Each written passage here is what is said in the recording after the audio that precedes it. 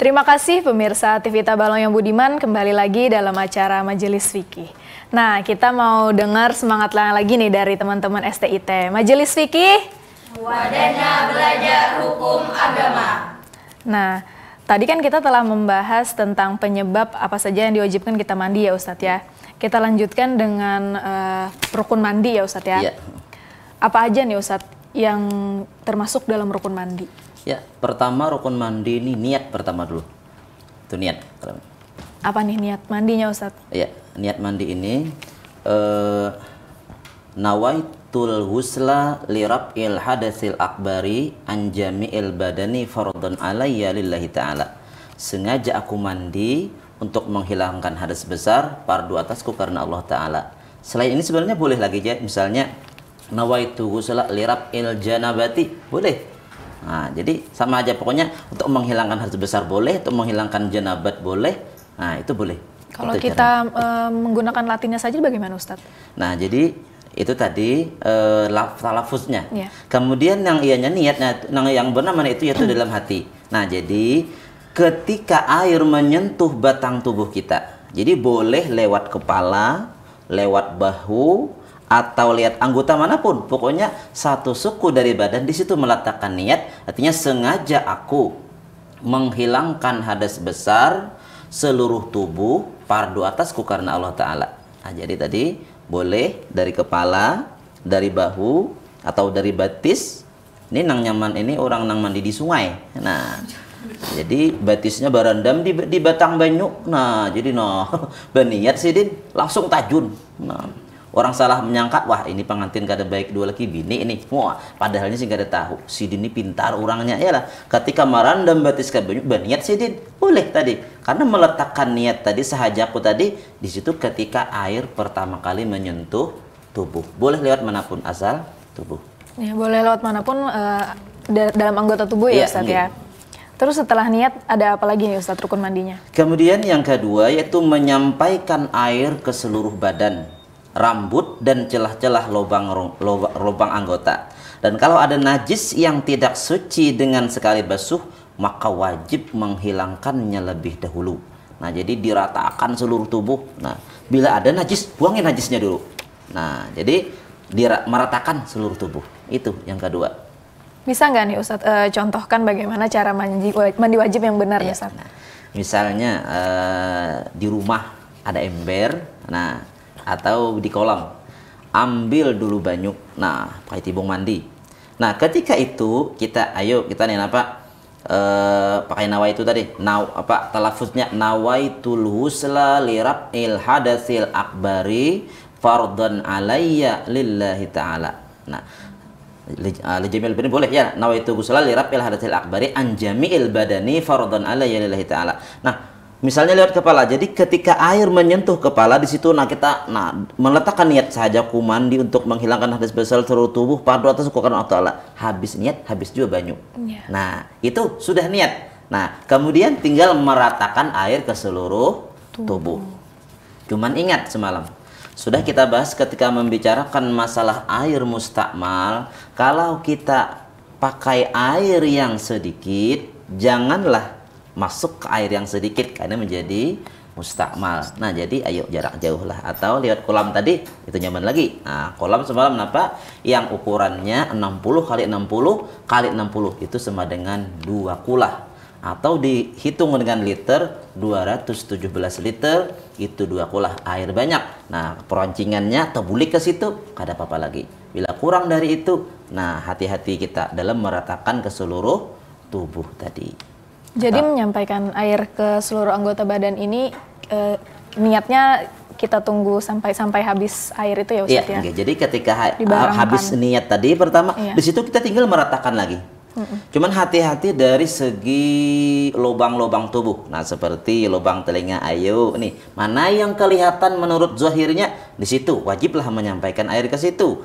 Ketiak. Nah, kemudian lubang-lubang burit misalnya, di situ yang wajib kita basuh itu yang terbuka ketika kita duduk atau ketika kita di WC misalnya kan. Nah, di mana batasan yang terbuka wajiblah menyampaikan air ke situ. Nah, jadi dibuka bulat ialah supaya menyampaikan air ke situ. Jadi ketika kita berduduk atau ratan badangkak aja nih, bagian mana yang terbuka di situ digolongkan zahir, wajiblah menyampaikan air ke situ. Terus Ustadz, bagaimana nih cara memandikan mayit anak laki-laki yang belum disunat? Apakah tidak bisa diratakan air yang masuk ke dalam khuluf nih Ustadz? Ya, jadi khuluf itu bahasa Arab, bahasa kitanya bagian kemaluan yang tidak disunat. Ya. Nah, ini kan menyampaikan airnya ngalih nih. Nah, kayak apa caranya? Di dalam kitab At-Taqriratus Sadidah, nah, amun orangnya hidupnya menaja yalah, nah masukkan air itu dijalak aja yalah. Nah, amunnya kada kawa, berarti itu sembahyangnya untuk menghormati waktu aja karena belum kau menyampaikan air ke situ. Makanya hukum bersunat itu wajib bagi laki-laki ini. Nah, ini yang jadi masalah ini andainya mayit kakanakan misalnya belum disunat inya. Nah, kayak apa cara memandiinya nih? Maka syarat sah mandi ini menyampaikan air ke seluruh tubuh. Bila kada sampai air ke seluruh tubuh, otomatis kada boleh disembahyangkan karena belum sah mandinya. Nah, kayak apa caranya?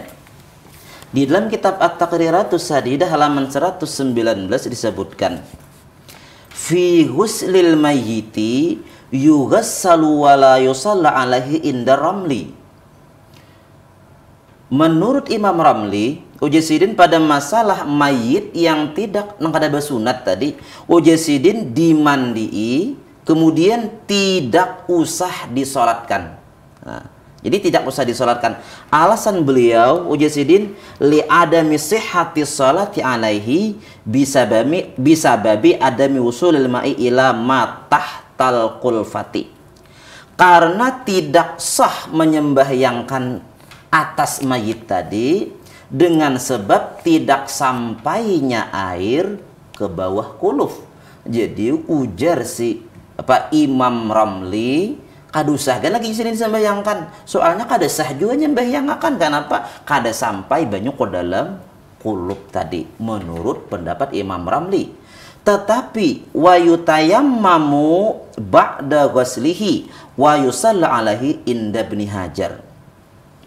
Ujar pendapat Imam Ibnu Hajar, ditayamumi setelah dimandikan. Nah, kemudian setelah itu bolehlah disembahyangkan atasnya. Jadi ujar Imam Ibnu Hajar, nah, amun masalahnya masalah anak-anak yang belum disunat tadi, mandi aja dulu. Cuman setelah memandikan ini ditayamumi. Tayamum itu ganti daripada nang kada kawa dibasuh tadi. Siapa mana yang mumi nang hidup, iyalah. Nah, kayak apa mana tayamumi si nang mati. Bila sudah ditayamumi, bolehlah ia disembahyangkan. Nah, supaya napa kayak kau disembahyangkan tadi. Nah, jadi kalau menurut pendapat ulun kita umpatilah Imam Ramli, Imam Ibnu Hajar ini. Karena mau kada disembahyangkan ngalikin aja. Baik umpat pendapat Imam Ibnu Hajar. Kemudian dalam rumus fikih pulang. Nah, apabila terjadi beda pendapat antara pendapat Imam Ramli dengan Imam Ibnu Hajar, maka yang terkuat itu pakailah pendapat Imam Ibnu Hajar. Nah, jadi apabila kita menemukan ada seorang anak laki-laki yang meninggal dunia sedangkan ia belum disunat, maka si pemandian harus tahu, yaitu pertama mandikan dulu, setelah dimandikan ditayamumi, baru boleh disembahyangkan. Itu. Terus Ustadz, boleh nggak nih kita mandi wajib dengan air yang sedikit Ustadz? Sebenarnya masalah air sedikit ini kan jadi masalah asal tadi bisa meliputi air tadi meratakan ke seluruh tubuh. Misalnya, bahkan ada satu riwayat menceritakan menurut guru dulu, Rasulullah itu mandi sekitar 1 gantang aja, sagantang jadi cukup. Kayak apa caranya? Nah, ya tadi nang penting-pentingnya, nah ketika berniat, berniat, kini sudah berniat, nang sisanya ini meratakan air ke seluruh tubuh. Nah, jadi jangan terlalu parah kalau kena murancing ke situ pulang. Iyalah. Nah, jadi boleh jarak jauh. Kada mesti harus 2 kula. Sedikit air pun boleh asal bisa merata ke seluruh tubuh. Itu. Boleh air yang sedikit. Terus ada nggak nih orang yang mandi wajib tapi meletakkan niat pada saat siraman terakhir Ustadz? Sah atau tidak tuh kayak gitu Ustadz? Ya, ini memang pernah mendengar cerita sebagian orang. Jadi ujar Sidin bakisah, aku Sidin mandi wajib supaya jangan mustakmal Sidin. Aku bakuboy hulu Sidin no. Bila sudah basah saikungan jasidin, hanya basuhan pampihan aku berniat jasidin. Nah, saja aku mandi wajib. Kan orang awam saja mandi wajib aja nih, boleh tadi. Atau tadi saja aku mandi untuk menghilangkan hadas besar seluruh tubuh pada atas sukaran Allah. Nah, ini sebenarnya yang dimaksud mandi wajib itu setelah berniat. Mun belum berniat, belum lagi mandi wajib. Nah, jadi pertama tadi sudah lipur saikungan basah nih. Ini belum mandi wajib. Ketika sidin berniat basuh kepala. Nah, berarti kenapa kepala ini yang hanya mandi wajib, nang lain belum. Nah, karena yang dikatakan mandi wajib itu setelah berniat. Amun sebelum berniat belum mandi wajib. Nah, jadi ini tersalah tadi, tidak sah kalau kubuyan yang terakhir itu berniat kada sah. Nah, jadi harus niat, setelah niat hanyar diratakan niat itu lebih dahulu. Jadi tidak sah ya Ustadz jika niat itu di siraman terakhir Ustadz. Tidak walaupun badannya itu udah bersih. Iya, kada sah. Karena niat tadi mandi wajib itu diawali dengan niat itu. Iya. Nah, kan tadi kita telah membahas rukun mandi nih Ustadz ya. Kita lanjutkan kepada sunat-sunat mandi ya Ustadz ya. Iya, boleh. Nah, terus di sini saya ingin bertanya apa aja nih Ustadz yang disunatkan dalam mandi? Jadi yang disunatkan dalam mandi itu sebenarnya banyak. Nah, di antaranya ada membaca Bismillahirrahmanirrahim, itu sunat. Mengapa nih Ustadz membaca Bismillahirrahmanirrahim sunat dalam kita mandi nih Ustadz? Nah, karena ketika ada sebuah hadis Rasulullah SAW riwayat daripada Imam Abu Daud, ujisidin kullu mri'in dzibalin la yubda'u fihi bismillahi fahuwa aqta. Setiap sesuatu yang penting yang tidak dimulai dengan bismillah, maka berkahnya kurang. Nah, jadi setiap sesuatu yang baik, mulailah dengan bismillah, maka insya Allah akan berkah. Karena dengan bismillah ini, arti bismillah kan dengan nama Allah. Kita membawa nama Allah. Coba bayangkan, misal kita datang kepada Bapak Lurah, kita membawa nama bupati, Pak Lurah, ujar bupati, wah Pak Lurah mah mendengar ujar bupati ya lah. Datang Pak Camat, Pak Camat, ujar Pak Bupati, wah Pak Camat dengar ujar bupati, sidin langsung. Nah, apalagi ini kita membawa nama Allah. Nah, karena Allah ini Tuhan kita. Nah, jadi apapun pekerjaan yang dimulai dengan nama Allah berkah. Nah, asal jangan pekerjaan yang nggak ada baik, iyalah. Nah, misalnya nih, ada baik, misalnya minum-minum keras, bismillah, nah ini dosa.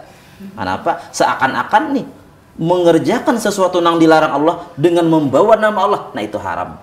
Nah, jadi karena sesuatu yang penting dimulai dengan bismillah itu tambah berkah, maka awal mandi wajib ini pun sunat diawali dengan bismillahirrahmanirrahim. Oke, baik Ustadz, kita jeda dulu sebentar ya Ustadz ya. Nah, pemirsa TV Ita Balong yang budiman, kita mau dengar lagi nih semangat dari teman-teman STIT.